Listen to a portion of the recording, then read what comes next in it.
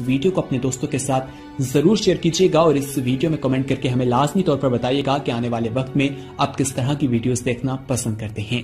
और अगर आपने अभी तक हमारा चैनल सब्सक्राइब नहीं किया तो फौरन सब्सक्राइब कीजिए, साथ ही बेल आइकॉन पर क्लिक करें ताकि मजीद आने वाली वीडियो जहां वक्तन फवक्तन आपके लिए इस चैनल पर अपलोड करते हैं वो आपको वक्त पर मिलती रहे और आप उनसे मुस्तफीद होते रहें। सबसे पहले सबसे बेटर तरीका यह है, टाइम थोड़ा ज़रूर लगेगा, अपने बच्चों को तालीम दीजिए, अपने बच्चों को कुरान की तालीम दीजिए। उसके बाद फिर हाफिज़ कुरान बनाने के बाद उन बच्चों को स्कूल में भेजिए। और मैं स्कूल के प्रिंसिपल डायरेक्टरों से भी कहना चाहता हूँ, because I am a director, हज़रत मौलाना भी डायरेक्टर हैं, प्रिंसिपल हैं, मैं भी हूँ। आज 26 जनवरी है। आज 26 जनवरी में क्या कराएंगे पता है? पेट में दर्द होगा स्कूल के डायरेक्टर के जो लोग कराते हैं ऐसा, भैया बुरा मत मानना, शरीयत का तकाजा मैं बोल रहा हूँ, मैं एक आलिम दीन। बच्चों को स्पोर्ट सिखाइए, कर्तव्य दिखाइए, मना नहीं, बच्चों से और स्पीच दिलवाइए, जितना भी हुनर है, मोरल है, हिडन स्किल है, आप शो कराइए लोगों के बीच में। लेकिन एक दो चीज़ बहुत गलत है। एक तो ये कि बच्चों को जो गाना डांस सिखाते हैं, क्या होने वाला है गाना डांस? कुछ नहीं होने वाला। उसके अलावा और कुछ कराइए अपने बच्चों से।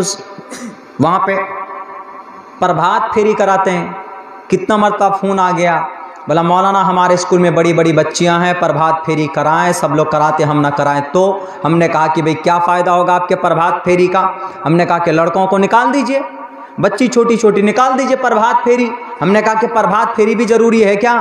झंडा फहराने के साथ साथ में, बोला सब लोग निकालता, हमने निकालेंगे हमारी बदनामी होगी। तो हमने कहा कि प्रभात फेरी उमूमन इसलिए निकालते हैं, दिखाया जाता है ताकि दूसरे लोगों के बच्चों को दिल में उमंग हो। एक तरह से सूट बूट बच्चे पहने हुए होते हैं तो दूसरे बच्चे भी देखकर अरे कितना अच्छा बच्चा है, देखो दिखने में लग रहा है, उसको भी शौक पैदा होता है। बहुत से लोगों की ये नीयत होती है कि हमारे स्कूल का प्रचार होगा, बहुत सारे मकासद होते हैं। हमने कहा कि जो बड़ी बच्ची है उनको मत लेके जाओ। बहुत से स्कूल वाले तो बच्चियों को भी, जो बड़ी बड़ी जवान जवान बच्चियां होती है उनको भी सड़कों के ऊपर भेज देते हैं कि प्रभात फेरी कराओ। जिनको कराना है कराइए, लीगली एतबार से कोई ज़रूरी नहीं प्रभात फेरी कराना। झंडा फहराना वो ज़रूरी है according to the Indian constitution, वो कराइए। लेकिन स्कूल के अंदर गाना डांस सिखाते हैं, उसके बजाय आप इस्लामिक हिस्ट्री के ऊपर, इतिहास के ऊपर बताइए ना कि ये 26 जनवरी क्यों हुआ, 26 जनवरी को क्या हुआ था, 26 जनवरी हमको कैसे मिला। 26 जनवरी 1950 के अंदर, 1950 26 जनवरी को इस देश के अंदर संविधान लागू हुआ था और 26 नवंबर 1949 को संविधान एक्सेप्टेड, काबिल कबूल हुआ था, माना गया था। और इसी 26 जनवरी को पूरे भारत के अंदर वो कानून नाफिज किया गया था। इसीलिए हम उस दिन झंडा फहराते हैं कि हमारे इस देश का झंडा, हमारे देश का संविधान बुलंद रहे। लेकिन आज संविधान को बदलने की कोशिश की जा रही, किन के जरिए? मनुस्मृति के जरिए, मनुवाद के जरिए, भगवाधारी करप्ट लोगों के जरिए से। और सबसे पहले वो टारगेट किन को बनाए हैं? वो जानते हैं कि हमें 26 जनवरी मिली है टोपी दाढ़ी वाले की कुर्बानी की वजह से। और टोपी दाढ़ी वाले कहाँ से पैदा होते हैं? जहाँ पर कुरान की तालीम दी जाती, जहाँ मकतब होते हैं, जहाँ पर मौलाना हुफ्फाज़ किराम बैठकर अपने बच्चों को तालीम देते हैं। आसाम के अंदर 350 से अधिक मदरसे बंद कर दिए गए, सरकार के फंड से उनको तनख्वाह दी जाती थी। आसाम के मदरसे, वहाँ के मिनिस्टर ने कहा कि जब मदरसों के अंदर कुरान करीम की तालीम दी जाती है तो हम भगवत गीता को भी नाफिज करेंगे, नहीं तो हम मदरसों को फंड नहीं देंगे, इन मदरसों में ताले लगा दो। 300 से अधिक मदारिस बंद किए गए। उत्तर प्रदेश के अंदर भी कोशिश की जा रही है वहाँ के मदारिस को बंद करने की। यानी मदारिस को बंद करो ताकि टोपी दाढ़ी वाले कम पैदा होंगे और इन मुसलमानों की शरीयत कमज़ोर होगी, मुसलमानों का ईमान कमज़ोर होगा। अपना हक हुकूक लेने के लिए जो मुसलमान मैदान में खड़े हो जाते हैं। अब्दुल्ला सालिम कुरान की रोशनी में बोलता है, मौलाना साबिर साहब अहादीस की रोशनी में बात करते हैं और दूसरे उलमाए किराम जो शरीयत की बात करते हैं वो बात करने वाला नहीं होगा, और इस देश में हम बड़ी आसानी से हम भगवा दहला देंगे इस पूरे देश के अंदर। मैंने कई जगह तकरीर में ये बात कही है, हमने कहा है कि जब अंग्रेज इस देश में आया था तो अंग्रेज के मुकाबले में कोई माए का लाल खड़ा नहीं था।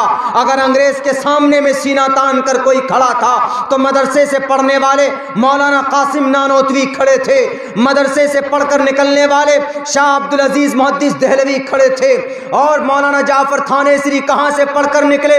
मदरसे से पढ़कर निकले, जो इस देश को आजाद कराने के लिए शहीद हुए। देश को आजाद कराने के लिए अंग्रेज से मुकाबले के लिए मौलाना फजल हक खैराबादी 4 साल तक माल्टा की जेल के अंदर रहे, जजीरे अंडमान निकोबार के अंदर रहे, वो वहीं पर दफन हो गए। कहां से पढ़कर निकले थे? बताओ आसाम के हुकूमत में बैठने वाले करप्ट लोगों, बताओ उत्तर प्रदेश के बेनियत बेगैरत लोगों, मदारिस के ऊपर शक की निगाह से अपनी निगाह डालने वालों, अगर उलमाए किराम नहीं होते तो ये भारत आजाद नहीं होता था। 70,000 उलमाए किराम के फांसी के फंदे पर अगर नहीं लटकते तो ये देश आजाद नहीं होता था। बड़ी लंबी तारीख है। तोप के सामने में खड़े होने वाले शेखुल इस्लाम हुसैन अहमद मदनी कहां से पढ़कर निकले? मदरसे से पढ़कर निकले थे। हाफिज जामिन शहीद कहां से पढ़कर निकले? मदरसे से पढ़कर निकले थे। मौलाना अब्दुल रशीद गंगोही कहां से पढ़कर निकले? मदरसे से पढ़कर निकले थे। और सर सैयद अहमद खान कहां से पढ़कर निकले? मदरसे से पढ़कर निकले थे। एक लंबी तारीख है। मदरसे से पढ़कर निकलने वालों ने इस देश से जालिम अंग्रेज को भगाया था, और आज भी तुम मदरसों को बंद कर रहे हो। कर लो मदरसे को बंद, तुम्हारे भीख की जरूरत नहीं है हमें। हम अपनी 2 रोटी खाते हैं, 1 रोटी खाएंगे, 1 रोटी मदरसे के अंदर उस्ताद को भेज कर देंगे, हम अपने मदरसे को चलाते रहेंगे। क्यों?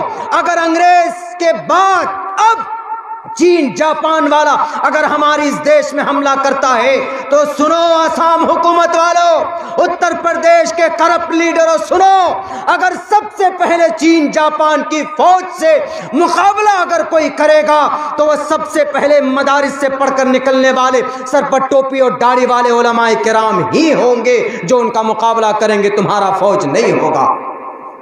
क्यों? इसलिए क्योंकि जब देश पर कोई बात आती है दुश्मन की तरफ से तो उलमाए किराम अपनी शरीयत पर नहीं बल्कि ये कहकर आगे बढ़ते हैं कि ये दुश्मन हमारे देश पर हमला करने वाला है, इसीलिए हम इनका मुकाबला करें। अंग्रेज़ों से ऐसा ही किया। मौलाना हुसैन अहमद मदनी ने फतवा दिया अंग्रेज़ के फ़ौज में कोई दाखिल नहीं होगा, फतवा दे दिया। मौलाना जौहर ने कहा कि फांसी लग जाएगी हुसैन अहमद मदनी, उन्होंने कहा कि फांसी तो दूर की बात है। अपना संदूक खोला, निकाला, सफ़ेद कपड़ा सर पे बांधा, कहा ये मेरा कफन है, ये मैं लेके घूमता हूँ। ये होते हैं मदारिस के फुजला जो पढ़े हुए होते हैं। अगर पढ़ा लिखा तबका समाज होगा तो इंशाअल्लाह हम कहीं, अभी एक बिल आया, आप लोग परेशान हैं, किसान बिल क्या, किसान बिल क्या, बहुत से लोग नहीं जानते हैं, जो पढ़ा लिखा तबका है समझते हैं। किसान बिल का मतलब ये है कि हम लोगों को मकई और गेहूं होता है तो ट्रैक्टर में डाल के गुलाब बाग जाते हैं और वहाँ पर जो ज़्यादा भाव देता है हम उसको बेच देते हैं। इस वीडियो को अपने दोस्तों के साथ जरूर शेयर कीजिएगा और इस वीडियो में कमेंट करके हमें लाजमी तौर पर बताइएगा कि आने वाले वक्त में आप किस तरह की वीडियोस देखना पसंद करते हैं। और अगर आपने अभी तक हमारा चैनल सब्सक्राइब नहीं किया तो फौरन सब्सक्राइब कीजिए, साथ ही बेल आइकॉन पर क्लिक करें ताकि मजीद आने वाली वीडियो जहां वक्तन फवक्तन आपके लिए इस चैनल पर अपलोड करते हैं वो आपको वक्त पर मिलती रहे और आप उनसे मुस्तफीद होते रहें।